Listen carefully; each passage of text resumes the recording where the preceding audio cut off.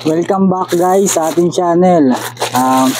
Budget meal na mousepad guys na pwede na sa ating mga computer shop. Mura lang to guys. Itong hawak ko guys ay nabili ko sa Shopee. Alam niyo naman, Shopee lover tayo. Lagi tayo sa Shopee mo-order ng mga parts. Pag nakikita natin mura lang siya. Kaya pwede natin siyang orderin. Ito nga pala, sa Shopee ko nga pala ulit ito nabili guys sa Shopee. Ito naman, sa Quiapo, yung nagsimba kami nung nakaraang linggo sa Quiapo. Sa likod ng simbahan, maraming bilihan pala ng mga parts doon. Lahat ng klase ng parts ng appliances, TV, PC, kung anong mga electronics, gadget o appliances na kailangan nyo. Nandun sa Quiapo pala lahat. Nakabili ako, same price lang sila guys. Ito muna yung flex ko muna yung na-order natin na budget meal mousepad sa Shopee. Ito is worth 20 pesos lang to guys.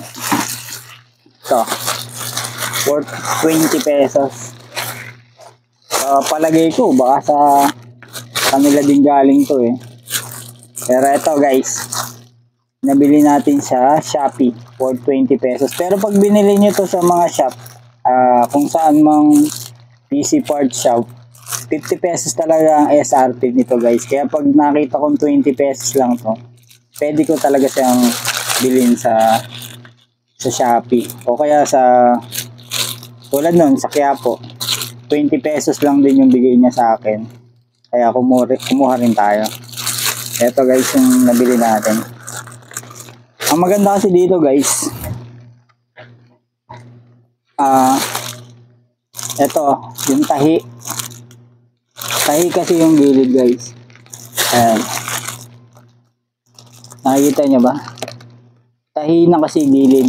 Basta pag gusto nyo ng budget meal na mousepad at yung medyo tatagal naman siya, kailangan tahi yung gilid guys. Kasi pag hindi tahi yung gilid, nababakbak yun na umaangat. Pag tahi siya, medyo milaban siya. Ang bad side naman nito, itong rubber na yan, katagalan, nababakbak din yan guys eh. Sisira din. Kaya kung mapapansin nyo sa aking shop, lagi ako talagang bumibili. Tapos pag may bumili namang nangangailangan, binibenta ko siya ng 50 pesos. Bali, tubo tayo ng 30 pesos. 50 pesos talaga SRP nito guys.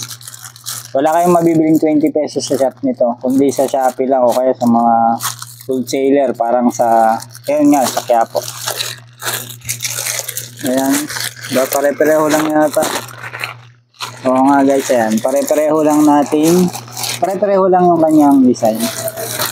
Ito, sa Shopee natin na order. Worth 20 pesos. 5 ang in-order ko. Bali, 100 pesos lang to guys sa 5. Kung ibebenta ko ng 50 each, 250. Diba? Kumbaga, nagamit mo na sa computer shop mo, may profit ka pang 30 pesos pag may bumili sa'yo. Pag gusto mo ibenta. Tapos, next guys, dito naman tayo sa nakuha natin sa Quiapo.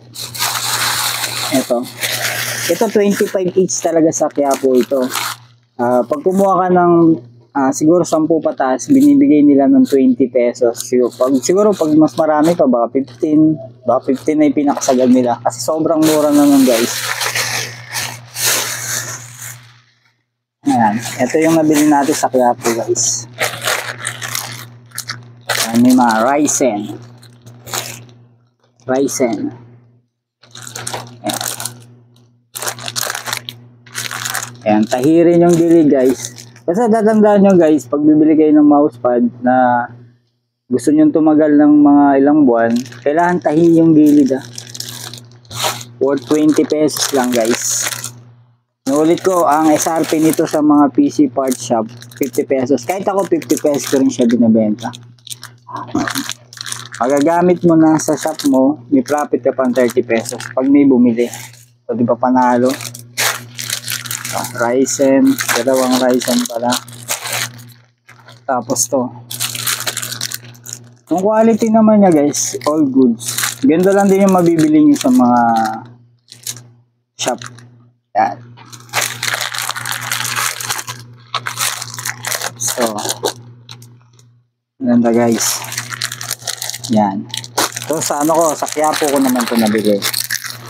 20 pesos din ang isa. Bumili ako ng 10 pieces. Bali, binigay niya sa akin 200 pesos. Kung ibebenta ko siya ng 50 pesos each, ganun 500. Malaki-laki yung profit ko na kikita ko ng 300 pesos kung mabebenta ko lahat. Pero malamang hindi kasi malamang ako lang din gagamit nito sa aking computer shop. Okay guys, kung gusto nyong mag-budget meal lang na mousepad na palag na sa inyong mga computer shop, order lang kayo sa Shopee. Hindi ito sponsored guys ha. Basta pag nag-search lang kayo sa Shopee, lagyan nyo lang mousepad, tapos hanap lang kayo yung pinakamababang budget meal na mousepad. Basta tahi lang yung gilid guys ha. Basta tahi. Yan, basta tahi yung gilid, panalo yan guys. Okay, yan lang guys. Kaya kung gusto nyo magtayo ng computer shop at yung mga budget meal na parts lang ang kailangan nyo, edi hanap-hanap lang kayo ng mababa na at the same time maganda yung quality nya. Parang to worth 20 pesos, pero pag binili mo sa shop to guys is 50 pesos. Ilang guys, at abang-abang lang uli kayo sa mga gagawin nating video tutorial at mga basic tips na makakatulong sa inyo para yung mga basic na problem ng inyong mga PC or printer, baka nandito na sa ating channel at baka magawan ko siya ng video tutorial, makatulong sa inyo guys. Okay guys.